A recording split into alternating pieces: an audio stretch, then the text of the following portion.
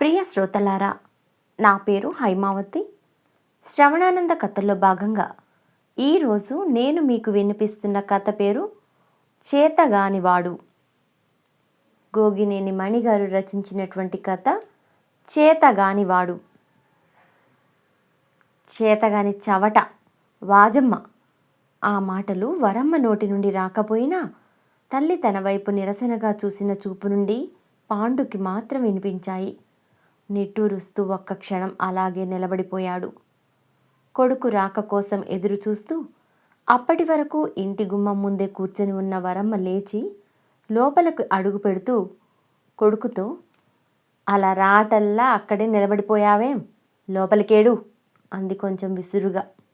లోపలికి వచ్చిన పాండు తల్లి కోపాన్ని పోగొట్టాలనే ఉద్దేశంతో, ఆకలిగా ఉందమ్మా, అన్నం పెట్టేద్దు అన్నాడు గోముగా. వరమ్మలో కోపం ఇంకొంచెం పెరిగిందే గాని తగ్గలేదు. బోండం బాబుని బాగా మోసి అలసిపోయావు కాబోలు అని ఆమె అంటుంటే మధ్యలో అడ్డం వచ్చి పాండు, నువ్వు అలా అంటున్నావేంటమ్మా, లావుగా ఉంటాడని పిల్లలు అలా వెక్కిరిస్తూ పిలుస్తారు కానీ వాడి పేరు బోసుబాబు అన్నాడు కొంచెం కినుకుగా. అవునా, అది తెలిసిన నీకు పెద్దవాళ్లతో ఎలా మాట్లాడాలో మాత్రం తెలవదా? మనకి మాట సాయం చేస్తూ మన మంచి కోరే మేనమామతో అలా తలబిరుసుగా మాట్లాడతావా?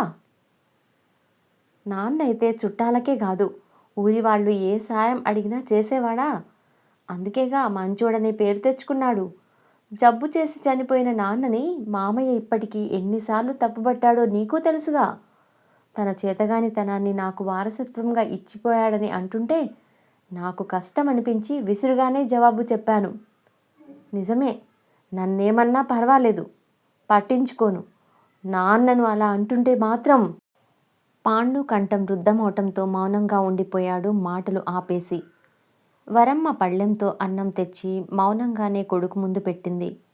వాడు చేయి పెట్టకపోవటం చూసి తను తినకపోవటం వలనేనని గ్రహించి తను వడ్డించుకు వచ్చి కూర్చుంది. భోజనాల తర్వాత పాండు ఏదో చెప్పబోతుంటే, ముందు పుస్తకాలు తీసి చదివేడు అంది. ఆ తర్వాత నిద్రపోయి ఏడుస్తాలే అన్నాడు పాండు తల్లిని నవ్వించాలని. వాడి ఆశ నెరవేరలేదు. తండ్రి చనిపోయినప్పటి నుంచి మోడువారిపోయిన ఆ మోములో చిరునవ్వైనా చిగురించటం వాడు చూడనే లేదు. పాండు నిట్టూరుస్తూ పుస్తకాలు తెరిచాడు. గోడకి చేరగిలబడి కూర్చున్న వరమ్మకి భర్త రాజయ్య గుర్తుకు వచ్చాడు. గుండె బరువెక్కగా గట్టిగా నిట్టూర్చింది. రాజయ్య ఉన్నంతకాలం ఆమెకి ఏ విషయంలోనూ చీకు చింత ఉండేది కాదు. ఉన్నంతలో ఏ లోటు రానివ్వకుండా చూసుకునేవాడు. ఉన్న కొద్దిపాటి భూమిలో కూరగాయల సాగు చేస్తూ రాజయ్య పై పనులకు వెళ్ళేవాడు. ఆ పైన పచ్చగడ్డి అమ్మకము ఎంతో కొంత ఆదాయాన్ని తెచ్చిపెట్టేది. ఏదో తెలియని జబ్బుతో రాజయ్య అకాల మరణం చెందాక రాజమ్మ మీదే సంసార భారమంతా పడింది. ఒక్కడే కొడుకు కాబట్టి ఉన్న ఊళ్ళో అప్పటికి చదువు సాగిస్తున్నాడు. ఉంటున్న తాటాకుల పాకకి కొంచెం గట్టి గోడలు నిలబెట్టాలనే కోరికైతే ఉంది కానీ నెరవేరటం లేదామెకు.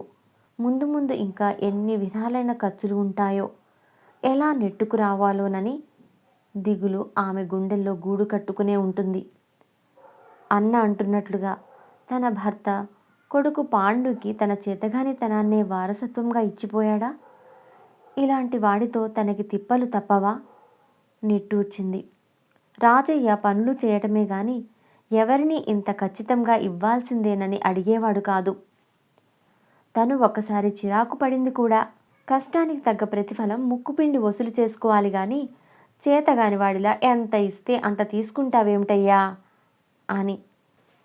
అందరూ మన ఊరి వాళ్ళు అయిన వాళ్లే. భుజాల మీద చెయ్యేసే నెయ్యమే ఉంది కానీ ముక్కుపిండి వసూలు చేసే యవ్వారం నా దగ్గర లేదు. అందుకే ఆనందంగా ఎంత ఇస్తే అంతే తీసుకోవటం అలవాటైంది అంటూ చిరునవ్వుతో ఇంకో మాట అన్నాడు. మీ నాన్న మన పెళ్ళికి 3 ఎకరాలు ఇస్తానని చెప్పి 30 ఎకరంతోనే సరిపెట్టేస్తే తగవు పెట్టుకోకుండా నిన్ను నెత్తిన పెట్టుకున్నానా లేదా? అబ్బో, ఏమో అనుకున్నాను కానీ నీకు మాటలతో మెత్తగా వాతలు పెట్టడం వచ్చునే అంటూ కోపంగా చూడాలనుకుంది. కానీ వీలు కాక నవ్వేసింది. అవును మరి. అతను తనను పువ్వుల్లో పెట్టినట్లుగా చూసే మాట నిజమే. కాదనటానికి లేదు. అంత మంచి మనిషిని తోడుగా ఇచ్చినట్లే ఇచ్చి, ఆ భగవంతుడు తన దగ్గరకు తీసుకెళ్ళిపోవడానికి తొందరపడ్డాడెందుకో మరి. తన అదృష్టం అలా ఉంది. కొడుకైనా ప్రయోజకుడయ్యే సూచనలు కనిపించడం లేదు. ఇప్పటికి చిన్నవాడే కానీ చేతగాని లక్షణాలు స్పష్టంగా కనిపిస్తున్నాయి అంటాడు కొడుకు గురించి అన్నగారు. అందుకు కారణాలు ఉన్నాయి. తమ దూరపు బంధువు కామయ్య తన ఆవును తమ పచ్చగడ్డి మడిలోకి తోలి తేరగా మేత ఖర్చు తప్పించుకుంటున్నాడనే విషయాన్ని తమ చెవిన వేసి అతనికి తగిన శాస్తి చేసే పనిని పాండుకి పురమాయించాడు. వాడు చిన్నతనంలోనే కర్రసాము నేర్చుకుని గురి తప్పకుండా ఒడుపుగా కర్ర విసిరే నైపుణ్యమూ సంపాదించాడు.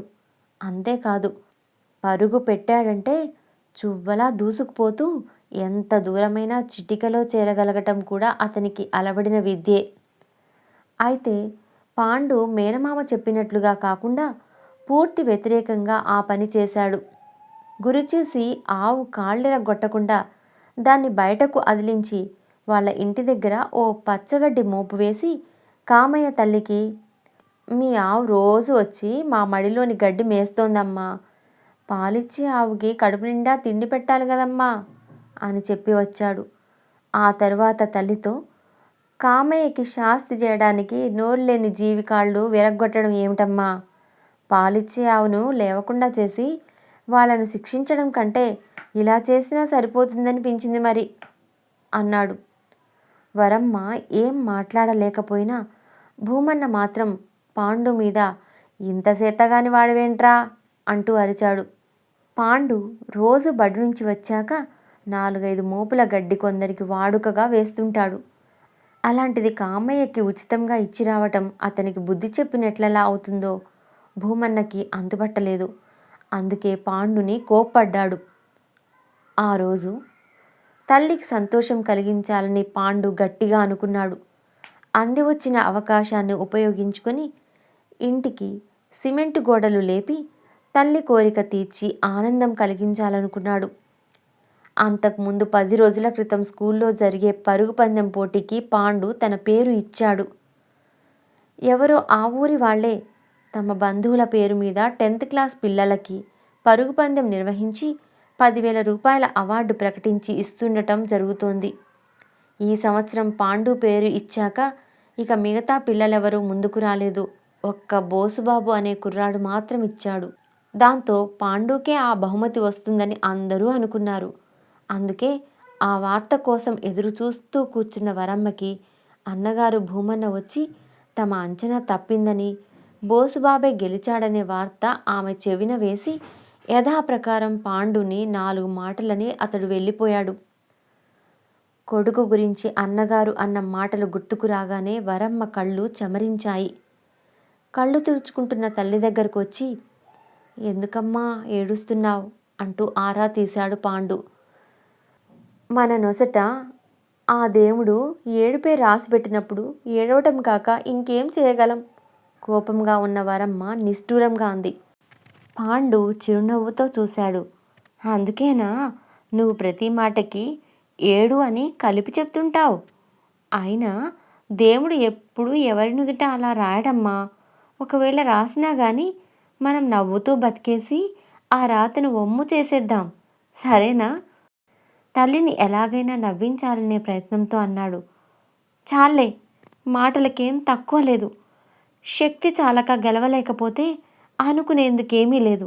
కానీ నిర్లక్ష్యం వల్ల ఓడిపోవటం మాత్రం తప్పే అంది.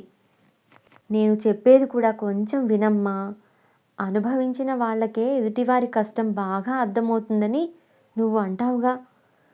మనకి డబ్బు సర్దుబాటు కాకనే డాక్టర్ దగ్గరకు తీసుకెళ్లటంలో ఆలస్యం చేసి నాన్నని పోగొట్టుకున్నామని బాధపడుతుంటాం, అవునా అని అడిగాడు తల్లి చేయి పట్టుకొని అనునయంగా.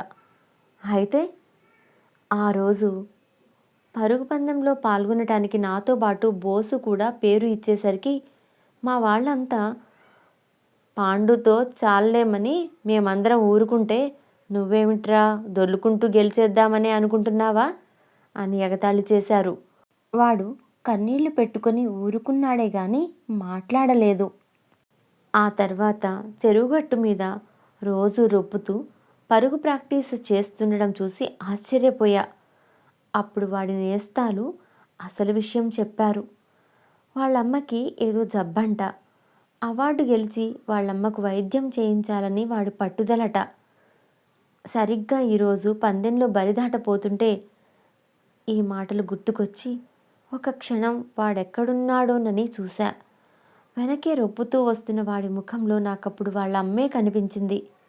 ఈ కాస్త సమయాన్ని బోసు ఉపయోగించుకొని గీత దాటేసి గెలిచాడు. అందరూ చప్పట్లతో అభినందిస్తుంటే వాడు నా వైపు గర్వంగా ధీమాగా చూడలేదు. అన్ననో తమ్ముడినో కావలించుకుంటున్నంత ఇష్టంగా చూశాడు. దాంతో నాకు సంతోషమేసి వాడిని ఇష్టంగా భుజాలకెక్కించుకున్నా. గెలవడంలోనే కాదమ్మా, గెలిపించటంలోనూ ఆనందం ఉంటుందని నాకీరోజే అర్థమైంది. వాడి మాటలకు నిర్ఘాంతపోయిన వరమ్మ కొడుకు వైపు 2 క్షణాలు కళ్ళార్పకుండా చూసింది. ఏమిటమ్మా అలా చూస్తున్నావు? మామయ్యలా చేతగాని వాడా అని తిట్టాలనిపిస్తే తిట్టేయి అన్నాడు కొంచెం కినుకుగా. అవును, నువ్వు నిజంగా చాలా గొప్ప చేతగాని వాడివిరా అంటూ నవ్వింది. తల్లి నవ్వును చూసిన పాండు ఆనందంతో ఆమెను 2 చేతులతో చుట్టేసి, అమ్మా, నీకో సంగతి చెబుదామనుకుంటూనే చెప్పలేదు. కామయ్య అమ్మగారు అతన్ని ఏమని మందలించారో తెలీదు కానీ కామయ్య నాతో మాకు కూడా ఓ మోపు పచ్చగొడ్డు వేస్తుండరా, డబ్బు ముందుగానే ఇచ్చేస్తా అన్నాడు తెలుసా. నేనే వద్దన్నాను. అమ్మకు చెప్పి నెలాఖరుకే తీసుకుంటానని అన్నాడు. పగతో కాకుండా ప్రేమతోనూ మార్పు సాధించగలమనే విషయం ఇంత చిన్న వయసులోనే నీకెలా తెలిసిందిరా? మీ నాన్న వారసత్వంగా అబ్బిన లక్షణమా? పర్వాలేదు, నిన్నందరూ చేతగాని వాడన్నా మంచిదే, నాకు దిగులేం లేదు మనసులోనే అనుకున్న వరమ్మ కొడుకును దగ్గరకు తీసుకొని నుదురు చుమ్మించింది. ప్రియ శ్రోతలారా, చేతగానివాడు కథ విన్నారు కదూ. కథ చాలా బాగుంది. కథ నచ్చితే లైక్ కొట్టండి, షేర్ చేయండి, మీ సలహాలను కామెంట్ల రూపంలో తెలియజేయండి. మొత్తం మీద నా ఛానల్ను సబ్స్క్రైబ్ చేసుకోండి. మరొక మంచి కథతో త్వరలోనే మీ ముందుకు వస్తాను. అంతవరకు సెలవా మరి. ధన్యవాదములు.